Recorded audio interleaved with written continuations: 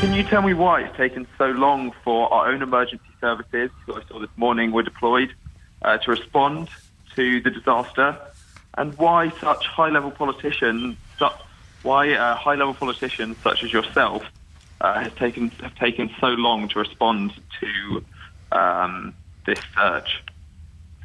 Well, as you know, the American search and rescue services, according to them, covered an extensive area in the first instance. The weather then deteriorated very significantly. They've now, thankfully, resumed their search. The anguish of the families involved is just, I mean, it's almost impossible to imagine, not knowing what's happened to the loved ones, not knowing what's happened to these four men, and their absolute, desire to see the search continued and resumed as it now thankfully is. I mean, I think everybody in the country was, completely united in understanding that. I think Charlie's point is why it took so long, though, for Britain to get involved.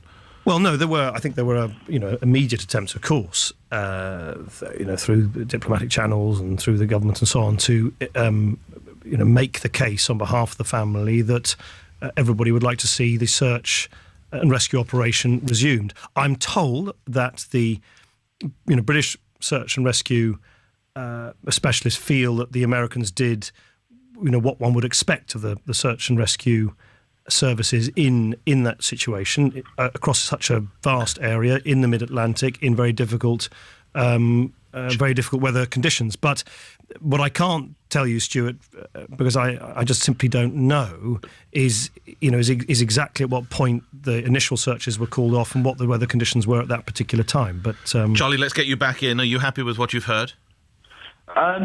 Yeah, I think what I really wanted to answer. Are you a sailor? Are you a sailor, Charlie? I'm not a sailor, actually, but I've sort of seen Andy sail sort of since a very young age. Right. So I've been down and watched him before, and he's a very sort of competent kind of guy.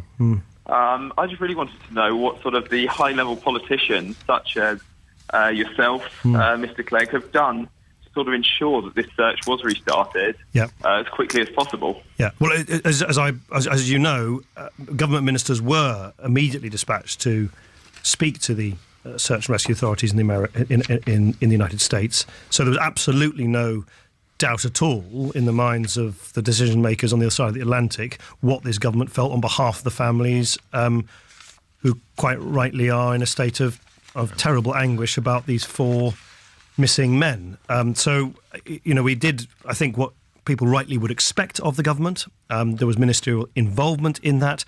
I guess where I'm a little bit reticent is I just cannot, from a distance, second-guess the professional judgments of the search and rescue experts themselves, and that's the only bit, if you like, where I'm a little bit reluctant to cast judgment now without knowing precisely what decisions they have to make, often in very difficult circumstances.